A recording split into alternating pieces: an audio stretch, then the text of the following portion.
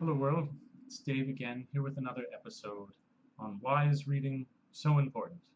It's important for a number of reasons, but in this particular series, this sub-series, I want to focus on authors that I really enjoy. I feel if this picks up and I have success, I'll probably invest in a chair, a house robe, and like a pipe or something. It seems more appropriate for the whole discussion, but not that rich yet, so it just has to be an orange t-shirt and the same view that you always get. Oh well. So the author that I want to talk about today that I love, and if you haven't heard of, you should.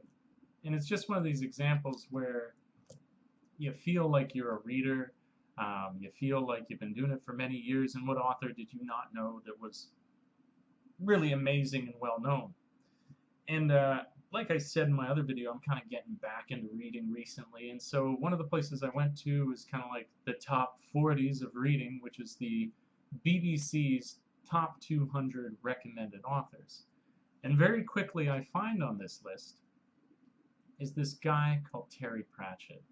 Now, some viewers, some people watching this are already like, well, of course, Terry Pratchett, you're an idiot. But I didn't know, and I bet there's a few people who watch this who haven't heard of him either. So for them, they get to discover it, and this is another avenue to do so. And they should, because Terry Pratchett is gold. And I want to discuss a couple of the reasons that I think that he is a fantastic writer.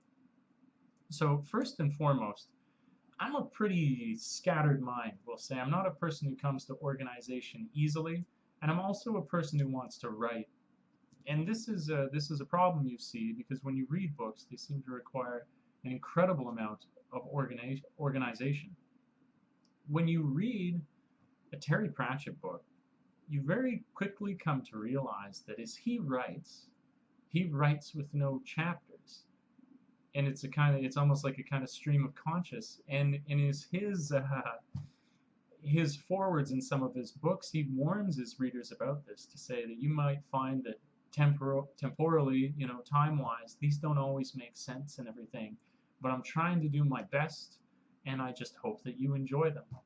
Now, another characteristic that you should know about Terry Pratchett and the success that he has enjoyed in his lifetime with this style of writing is that before old J.K. Rowling, old J.K., Terry Pratchett was the highest grossing author in England. And that's just amazing to me where I'm like, how have I, like, this the highest grossing author in England and I've never heard of him before? So maybe everybody does know it. I'm just coming late to the show, but it shows you that some of the most fantastic things you may just have never heard about. A greater point there being that you can be maybe a little more like myself, want to write, be scatterbrained, and you can still write great stuff, which clearly he has, because the amount that he's written is also another wonder. He's written something like 40 books. Just incredible. Now, granted, they're not all massive books, but still, 40 books. Come on, that's incredible. So the next thing that I want to talk about is his wit, because when you read a Terry Pratchett book, it's in the fantasy vein, but it's comedy. Terry Pratchett writes comedy, so if you want to laugh and you want to enjoy a book where you're just like every couple of pages not able to look at it anymore because you're rolling on the floor with laughter, this guy is going to achieve it for you. And some of the funniest stuff I've ever read.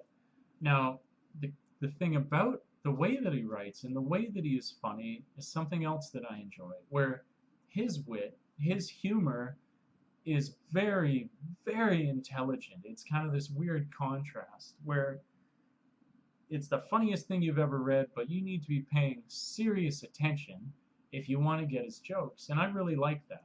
When so much of the way of humor these days is to appeal to the lowest common denominator, and I do mean that critically. I'm not saying that there isn't a place for it. I don't think you need to be arrogant. It needs to be all British humor where everybody's doing whatever else. It can just be to make you laugh. Nothing makes me laugh more than my friend, falling over. I like that kind of simple humor. But I think that you should just be able to appreciate both. That the world nowadays is maybe the pendulum is swung too far, where it's just base level everything, and you should be able to enjoy both. There's something of value in both, and he certainly has that. So if you're someone who wants to improve their vocabulary, I've got one of these sweet little e-readers, and the beauty of it is that you can just reach out, highlight, and then get a definition for something. And if you want to learn new words, this guy is a gold mine. You're going to get just an incredible variety of stuff, and I've been highlighting all over the place. I really enjoy it for that. So like I say, it's got the humor combined with the intelligence. Really, really enjoyable. Another strength that he has is fantastic illusion, and it's another one of these things where if you're going to be reading a book and you want to enjoy the humor, I found myself a couple times where I was thinking, is he alluding to Lord of the Rings and making a joke of it? And he does. If you watch Terry Pratchett carefully, he's all the time alluding to pop culture references that you only get if you're paying attention, but they're absolutely hilarious in the way that he does it. I would say also that as much as it's a comedy that you're enjoying when you read his books, another strength is that you're getting a good laugh, and he is a teacher as much as he is a comedian, and there's all sorts of really, really interesting views that he offers for, you know, issues in contention. The book, one of his books that I finished recently, the book that I will read from very briefly at the end of this little video, is called Equal Rites. Rites spelled R-I-T-E-S, and it's about witches, but ha ha ha, equal rights. And so, you know, he's got his finger on the button. He's paying attention to social issues. It's not just that he writes clever jokes about nothing. It has to do with social issues, and he's giving you really unique perspectives on these social issues. He seems like a really self-aware guy. It's also a point that I kind of like to make along with this. This is a reoccurring theme that I will have, that it does not matter what your content is. It can be talking bears, it can be witches, and if you present it well, you can be talking about anything and making whatever kind of point that you want to make, and it's equally as well done as then, you know, writing a story that is specifically to do with that topic. If you care about morality and you just discuss the cold nitty-gritty details of reality, if you put this backdrop to it of witches and whatever else, there's nothing wrong with that if you do it well. And in fact, I think we've all heard this before, where if you do a study and you're trying to learn words, for example, that if you get somebody, you just list words and you spend 10 minutes repeating those words at people, that they'll remember a couple, they'll remember a few, you've drilled it into them. But if you tell someone a story of words, their recall is infinitely better. We just absorb information better through a story. So even more the point that you can learn about morality while learning about a witch who should have the right to cast magic alongside of a wizard. You know, it has no less value. And also I guess that's my final point that I have here, is that he has a variety of heroes from the, you know, in fact, many of his heroes, why I enjoy them is because they're so foolish. You know, one of his famous characters I've discovered is called Rincewind, and Rincewind is kind of a failure, but a failure with a good heart. And so maybe almost more realistic in that way. You know, he's not just some hulking, huge, you know, amazing hero who never fails, always gets the girl. In fact, he pokes good fun at heroes in the book. I can't discuss specifically that now, but it's fantastic.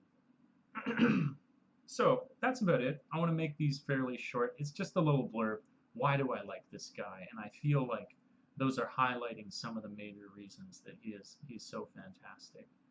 And like I'm going to do with this series, I would like to read a small portion of one of the books that I've taken a look at, and this is Equal Rites.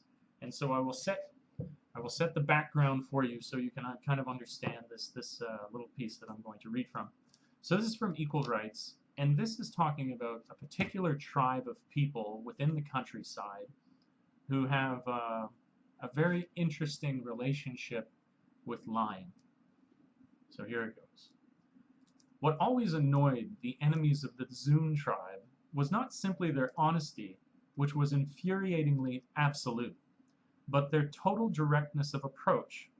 The Zunes had never heard about a euphemism and wouldn't understand what to do with it if they had one, except that they would certainly have called it a nice way of saying something nasty. Their rigid adherence to the truth was apparently not enjoined on them by a god, as is usually the case, but appeared to have a genetic base. The average Zune could no more tell a lie than breathe underwater, and, in fact, the very concept was enough to upset them considerably. Telling a lie meant no less than totally altering the universe. This was something of a drawback to a trading race. And so, over the millennia, the elders of the Zune studied the strange power that everyone else had in such abundance, and decided that they should possess it too. Young men who showed faint signs of having such a talent were encouraged, on special ceremonial occasions, to bend the truth ever further on a competitive basis. The first recorded Zune proto-lie was, actually, my grandfather is quite tall. But eventually they got the hang of it, and the office of tribal liar was instituted. It must be understood that while the majority of Zune cannot lie, they have a great respect for any Zune who can say that the world is other than it is, and the liar holds a position of considerable eminence. He represents his tribe in all dealings with the outside world, which the average Zune long ago gave up trying to understand. Zune tribes are very proud of their liars.